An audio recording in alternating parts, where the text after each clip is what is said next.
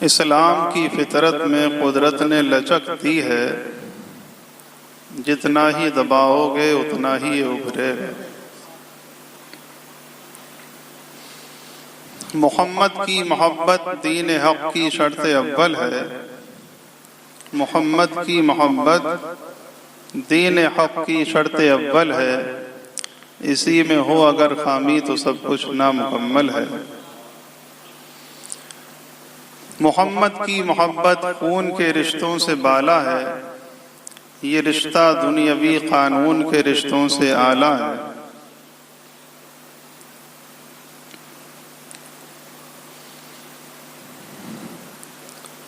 ذکر الہ کیا ہے محبت حبیب کی، جس دل میں یہ نہ ہو وہ جگہ کوک و خر کی ہے۔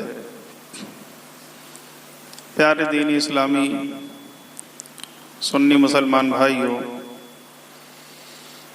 اللہ کا شکر ہے کہ اس نے ہمیں ایک اور جمعہ عطا فرمایا ہے، اور اس کی ذات سے امید ہے کہ وہ آئندہ بھی ہمیں بہت سارے ایسے جمعے عطا فرمائے گا۔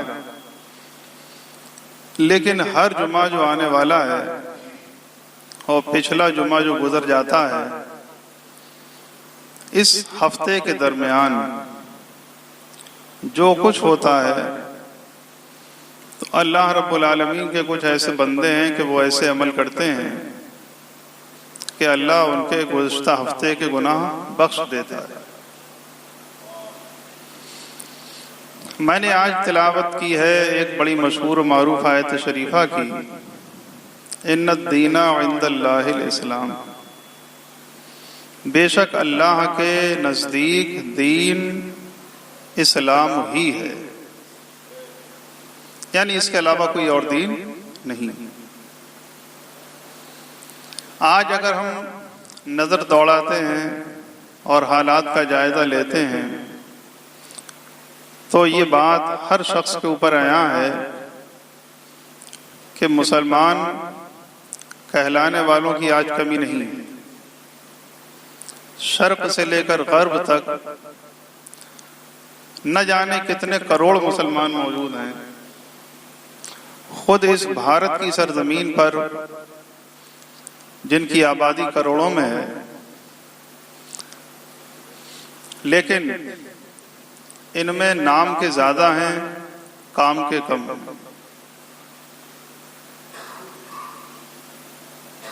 اقبال نے بہت پہلے کہا تھا، یوں تو مرزا بھی ہو، سید بھی ہو، افغان بھی ہو، تم سبھی کچھ ہو بتاؤ تو مسلمان بھی ہو۔ وہ معزز تھے زمانے میں مسلمان ہو کر، اور ہم خوار ہوئے تارک قرآن ہو کر۔ قوم مذہب سے ہے، مذہب جو نہیں تم بھی نہیں، جذب باہم جو نہیں محفل انجم بھی نہیں۔ تو اس میں کوئی شک نہیں ہے کہ آج جو ہے وہ بڑے بڑے لوگ موجود ہیں، وہ بہت کچھ ہیں، لیکن کیا واقعی حقیقت میں وہ مسلمان بھی ہیں؟ جبکہ اقبال کا زمانہ بھی گزرے ہوئے کافی زمانہ گزر گیا۔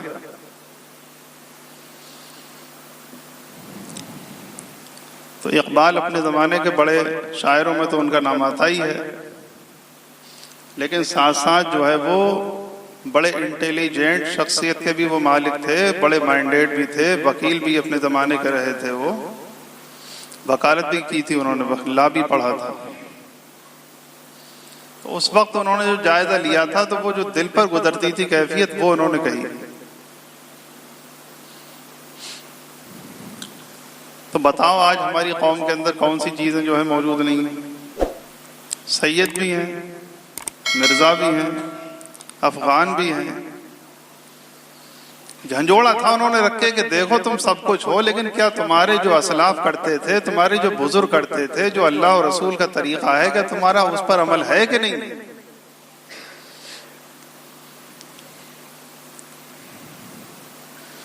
وہاں تو حال یہ تھا۔ اب کا پیریڈ دیکھیے، اخباریں اٹھائیے، نیوز وغیرہ میں پڑھیے تو آپ کو یہ اندازہ ہوگا کہ اب کتنے حالات خراب ہیں۔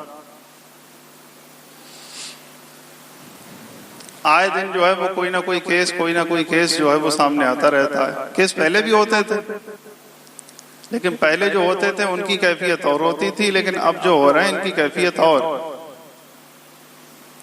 آج ہی میں نیوز میں پڑھ رہا تھا وہ، تو اس میں یہاں جگت پور کی بات تھی، کوئی مسلمان لیڈیز ہیں وہ کسی غیر مسلم سے شادی کرنا چاہتی ہیں، وہ کوئی کانسٹیبل ہے، اس سے ان کی شادی، وہ باقاعدہ پرارتھنا پتر بھی مکھیہ منتری کو لکھا انہوں نے، اس میں یہ ہے کہ میری شادی 25 ستمبر کو جو ہے وہ کروا دی جائے، اس کے علاوہ میرے پاس کوئی چارہ نہیں ہے۔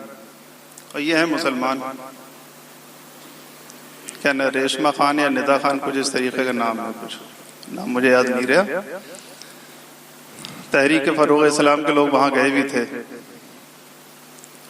تو یہ چیزیں جو سامنے آ رہی ہیں، آخر یہ اس کی وجوہات کیا ہے، اس کے کارن کیا ہے، اس کے اسباب کیا ہیں، جس وجہ سے آئے دن جو ہے وہ ایسے کیس ہوتے چلے جا رہے ہیں، مسلمان لڑکیاں غیر مسلم لڑکوں کے ساتھ چلی جا رہی ہیں۔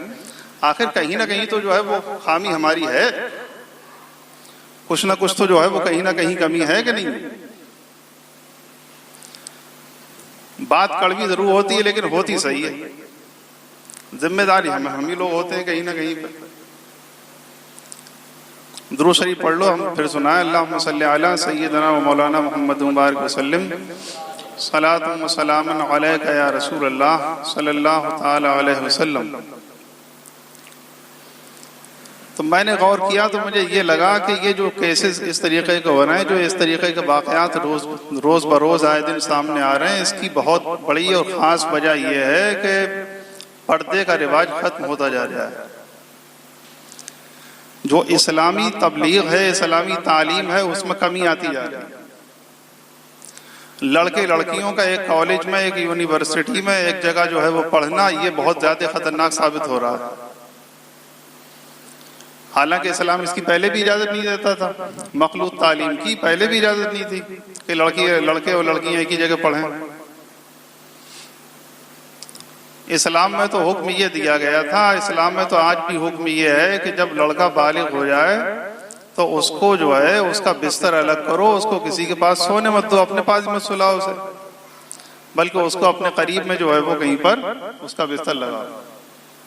ایسی لڑکیوں کے لیے حکم یہ ہے کہ لڑکیاں جب بالغ ہو جائیں تو وہ بھی علیحدہ ان کا بستر لگایا جائے۔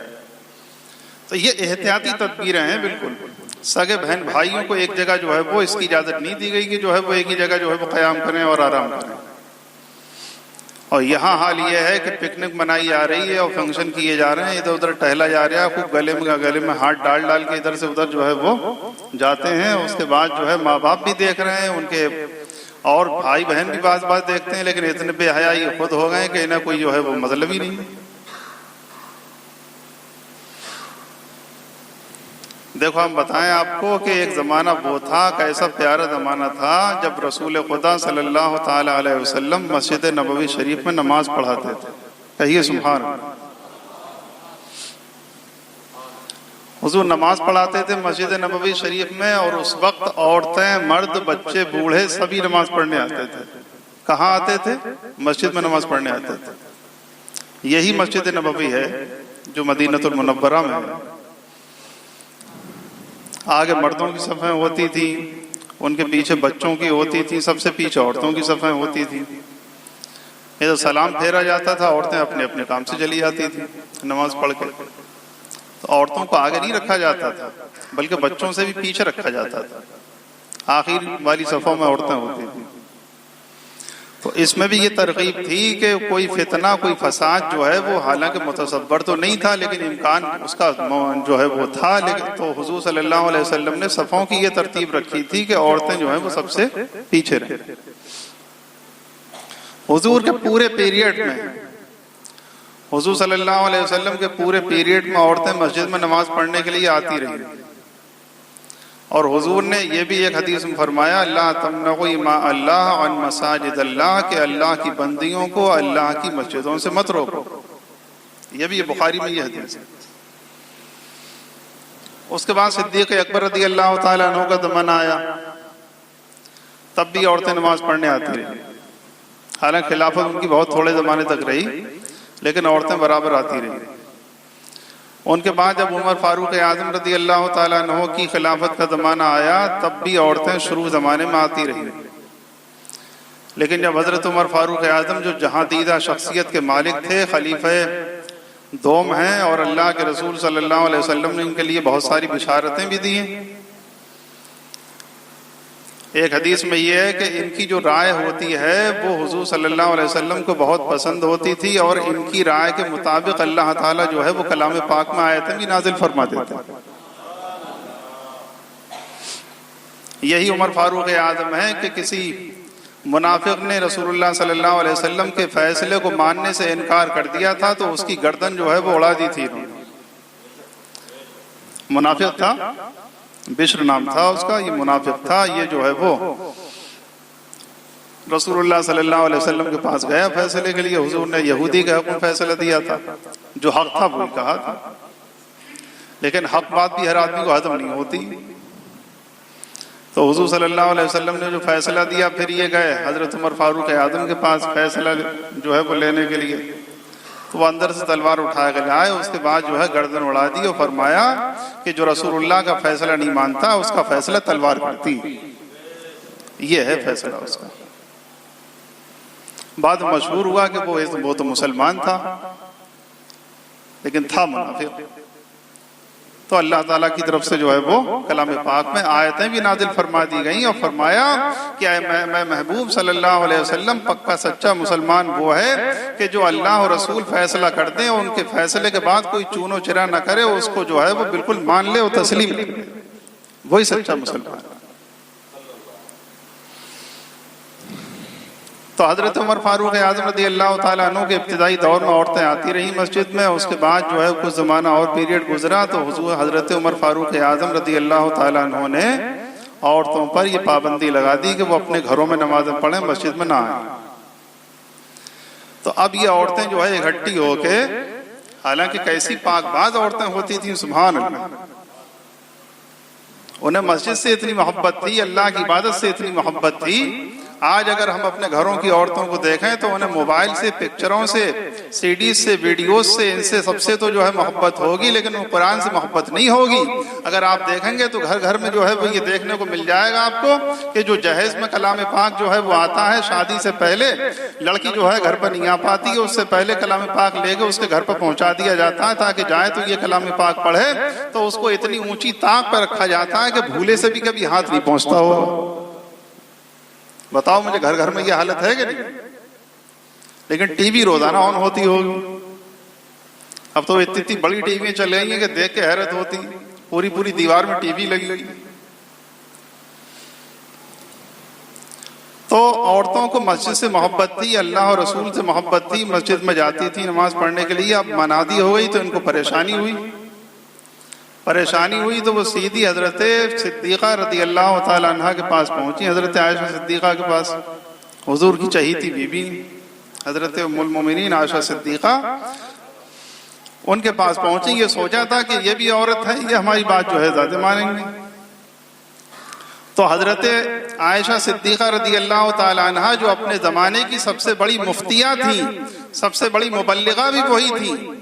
صحابہ کرام کو کوئی مسئلہ درپیش ہوتا تھا تو وہ حضرت عائشہ صدیقہ رضی اللہ تعالیٰ عنہ کی طرف رجوع کرتے تھے. بلکہ یہ سمجھیے کہ یہ جو مسائل میاں بیوی کے ہیں ان میں سے اکثر مسائل حضرت عائشہ صدیقہ رضی اللہ تعالیٰ عنہ نے ہی بیان فرمائے ہیں، جو مسند امام احمد ابن حنبل میں، مسند امام محمد میں وغیرہ وغیرہ بہت ساری کتابوں میں موجود ہیں. تو یہ عورتیں اکٹھی ہو کے ان کے پاس گئیں، کہا کہ دیکھو حضرت عمر منع کرتے ہیں اور اللہ کے رسول نے ہمارے لیے کہا تھا لا تمنعوا اماء اللہ عن مساجد اللہ، کہ اللہ کی باندیوں کو اللہ کے مسجدوں سے مت روکو، یہ روکتے ہیں. تو مفتی جو ہوتا ہے اس کا بھی کام یہ ہوتا ہے کہ وہ اپنے زمانے کے حالات سے واقف ہو. علماء نے ایک بات لکھی ہے کہ جو اپنے زمانے کے حالات سے واقف نہ ہو تو وہ مفتی نہیں ہوتا. صحیح معنی میں اسے اپنے زمانے کا علم ہی نہیں، تو اس کے مطابق فتویٰ کیسے دے گا؟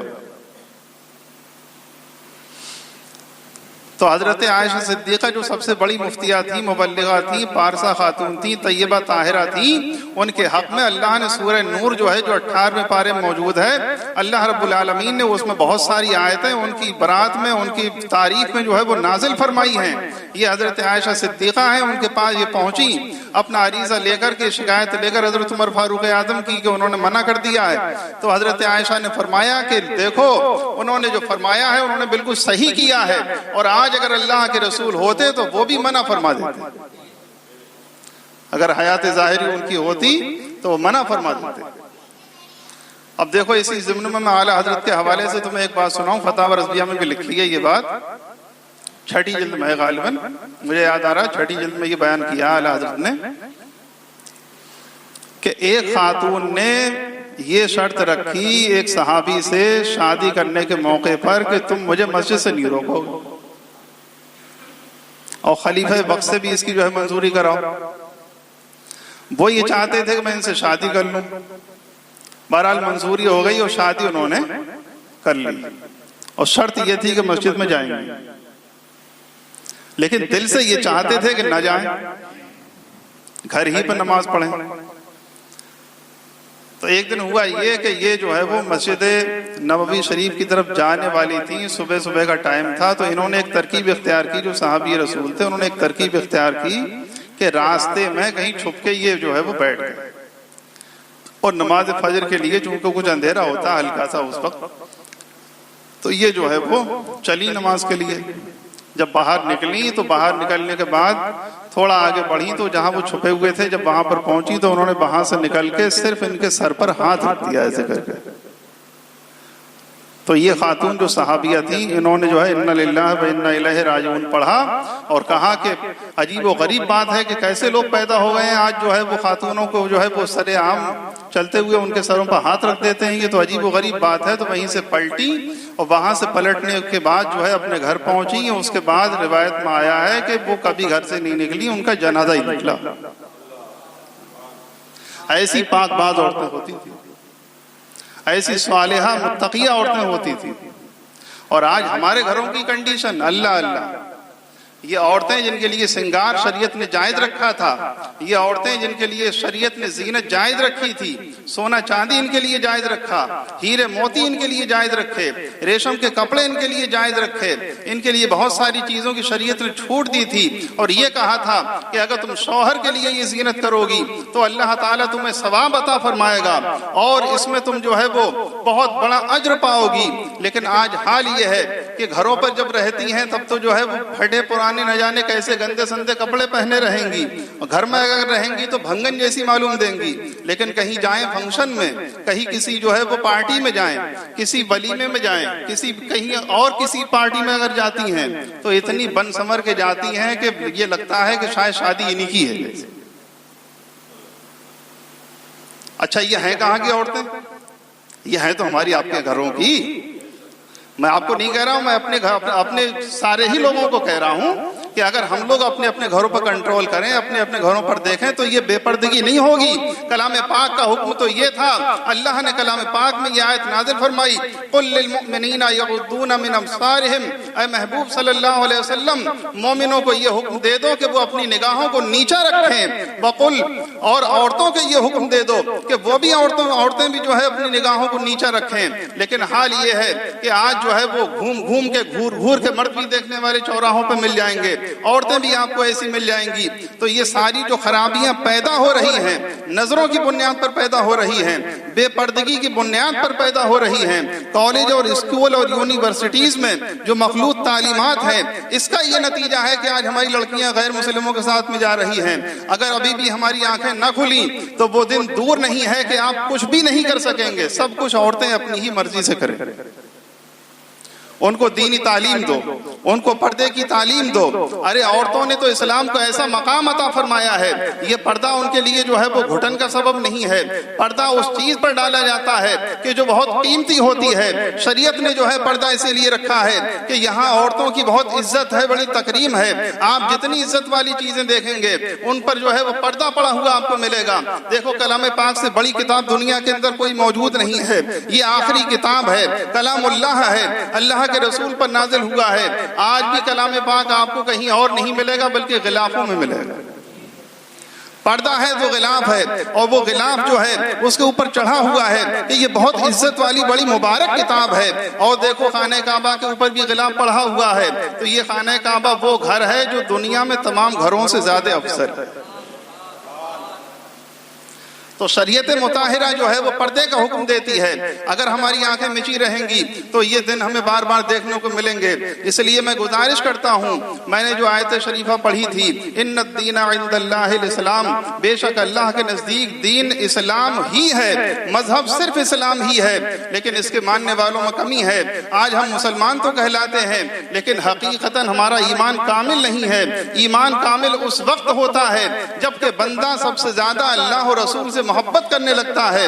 اگر اللہ اور رسول کی بات آ جائے تو اپنا جو ہے وہ سر جھکا دے اور ان کی بات کو بے چون و چرا تسلیم کر لے. بلکہ بخاری، مسلم، مشکات جتنی بھی حدیث کی کتابیں ہیں سب میں یہ حدیث لکھی ہوئی ہے، لا یؤمن احدکم حتی اکون احب الیہ من والدہ وولدہ والناس اجمعین. تم میں سے کوئی اس وقت تک کامل مسلمان ہو ہی نہیں سکتا جب تک کہ اسے سب سے زیادہ اپنے ماں باپ اور اپنے گھر بار وغیرہ ان سب سے زیادہ محبت جو ہے وہ حضور سے نہ. اور اعلیٰ حضرت نے بھی ایسا کیا ہے پوری زندگی. اللہ تعالیٰ ان کے نقش قدم پر قائم و دائم فرمائے. اور یہ جو کیس آج کل ہو رہے ہیں ان کے اوپر جو ہے وہ غور کیجئے، اپنے گھروں میں پردے کا انتظام کرائیے. اللہ تعالیٰ مجھے آپ کو سب کو توفیق دے. السلام علیکم ورحمۃ اللہ.